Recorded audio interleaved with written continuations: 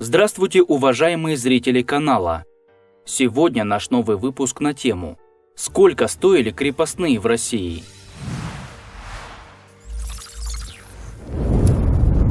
Торговля людьми в России до середины XIX века не запрещалась. Более того, это было нормальным явлением, бывшим в рамках законодательства, и называлось крепостным правом. Считалось, что купля-продажа крепостных крестьян в России существовала всегда, и в 1861 году после официальной отмены практиковалась достаточно длительное время. Лишь отдельные просвещенные люди России продажу душ считали позорным явлением, высказываясь по этому поводу в своих произведениях, а для остальных все было в порядке вещей.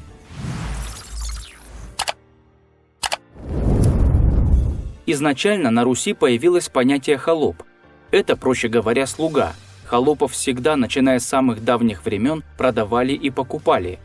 Они жили в барских домах, при дворе, прислуживая хозяевам, дворянам, боярам. Часто холопов называли дворовыми. Многие крестьяне сами шли в холопы, тем самым ставя себя в полностью зависимое положение от барина, но взамен этого не уплачивая податей.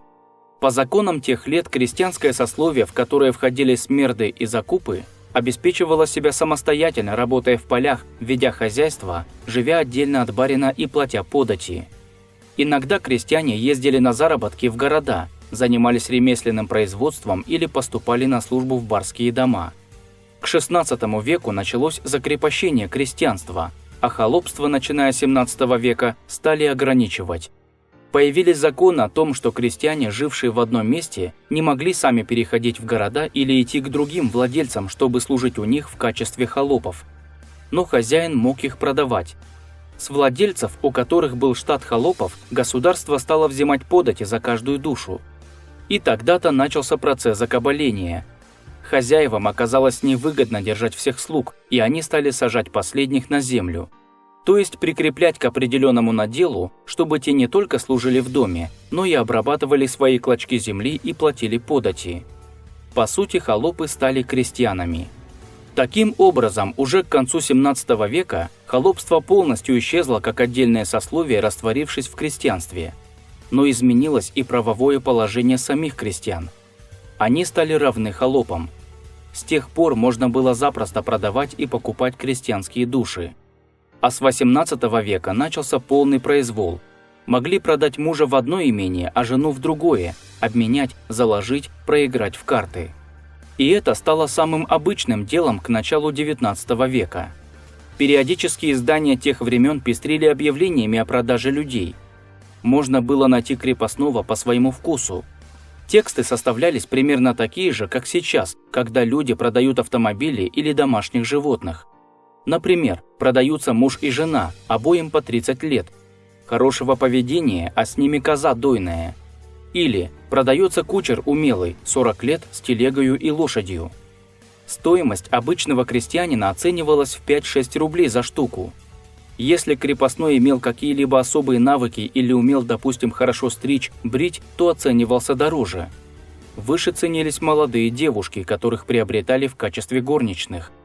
Цена одной души была в 50-60 рублей. В истории сохранились документы о продаже крепостной актрисы. Эта женщина оценивалась в целое состояние – 5000 рублей. Но чаще всего шла торговля дворовыми людьми, которые нужны были для обработки земли, ведения хозяйства, услужения в барских домах.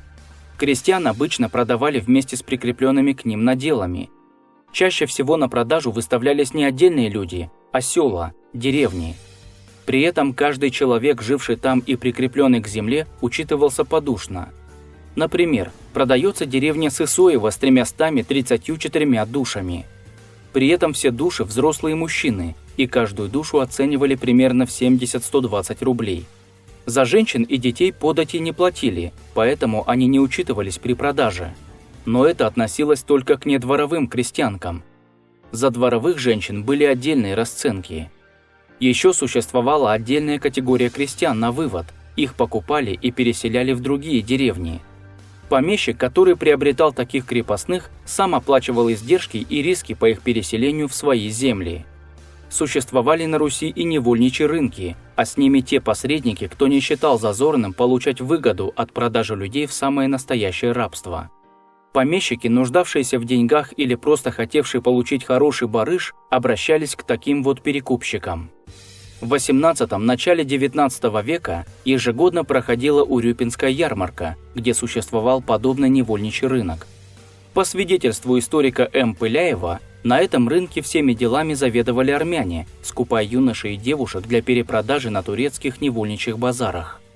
Конечно, эта торговля была неофициальной, но вполне логично предположить, что царская администрация была в курсе, получая хорошие откупы. Большой навар с продаж в басурманские страны имели и сами помещики. Здоровых и молодых людей можно было продать армянам в несколько раз дороже, чем продавая их соотечественникам. А что же правительство? Иногда проскальзывали желания царей и императоров об отмене крепостного права, но на деле они оставались только мечтой.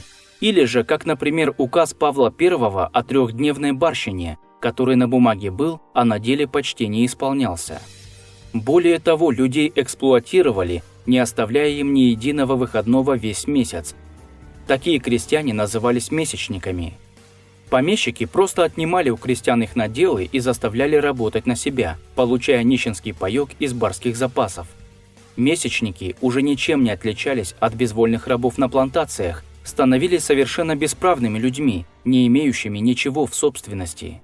Очень жалел простой народ Александр I, всю свою жизнь мечтая об отмене крепостного права, но так и не предприняв ничего серьезного в этом направлении.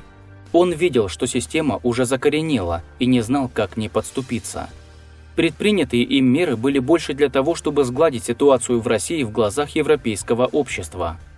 Например, Александр I запретил печатать в газетах объявления о продаже крепостных. Хитрые помещики нашли выход и продолжали рекламировать товар в печатных изданиях, заменив слово «продажа» арендой или сдачей в наем, а заинтересованные лица прекрасно понимали, что имеется в виду. И взаимную договоренность без обращения в газеты никто не отменял. Помещики, знавшие друг друга, по-прежнему бойко торговали своими людьми. Хуже того, в 1833 году появился свод законов о состоянии людей в государстве, изданный во время правления Николая I, который юридически закреплял бесправие крестьянского сословия. Там помещик становился хозяином всего крепостного имущества, в том числе и того, которое семьи наживали сами. Барин мог решать, кому и когда жениться, с кем жить, запрещать браки, отнимать детей, наказывать своих крепостных. Правда, в 1841 году Николай запретил продажу людей, но все-таки было исключение. Разрешалось продавать и покупать целые села. По официальным данным, к концу правления Николая I доля крепостных крестьян в стране сократилась до 40% от численности населения. Но помещики не хотели отменять крепостничество, несмотря на то, что в правительстве было создано порядка 10 разных комиссий, решающих вопрос упразднения бесправия крестьян. Только при Александре II вышел манифест об отмене крепостного права, величайший прорыв в России за несколько веков ее существования. Конечно, после появления манифеста не произошло одномоментного освобождения крестьян, просто они перестали называться крепостными. А положение, по сути, оставалось прежним еще несколько десятилетий. По свидетельствам историков, крестьян стали называть обязанными, а пороть и наказывать даже больше, чем раньше. Официально крестьяне считались свободными, но ходили на барщину, платили оброк. Вплоть до 1906 года свободные на бумаге люди не могли уходить со своего участка земли. И многие верили, что реформа не настоящая воля царя, а так. То есть люди думали, что даже если император дал свободу крестьянам, то все равно помещики и чиновники ее подменили и истолковывают по-своему. Тем не менее, этот указ был тем толчком, который создал условия для постепенного ухода от крепостничества. А что с торговлей людьми? Она сменилась на выкуп земли, то есть с 1861 года продавали землю вместе с человеком. Например, в нечерноземной полосе России рыночная стоимость надела земли была чуть ли не в 2,2 раза ниже ее выкупной цены. Такая разница связывалась с тем, что с землей в придачу шла крестьянская семья или целая деревня. Семьям предлагали выкупить самих себя, то есть уплатить помещику стоимость надела, как правило, неимоверно завышенную. Часто нужной суммы у бедных людей не оказывалось, семья оставалась в прежнем крепостном положении и батрачила, пока не случится чудо. Или предлагался вариант кредит.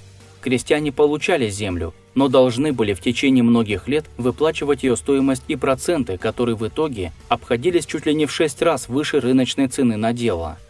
Кроме того, за землю все равно платились барщина и оброк. После 1881 года выкуп стал обязательным, и отказаться от него у крестьян не было возможности. А еще появились отрезки земли, ставившие крестьян в совершенно невыгодное положение.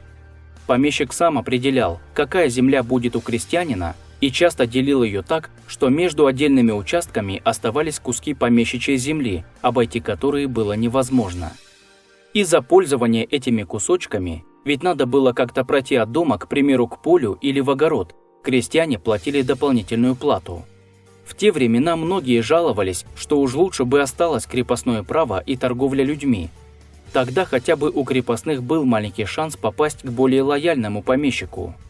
Для того, чтобы посмотреть и узнать еще больше интересных фактов неизвестной истории России, а также разбор выдуманных мифов, которые нам преподают в школе и которые звучат по телевизору, подпишись на канал и поставь лайк. Мы постараемся донести до каждого зрителя настоящую, неизвестную историю России.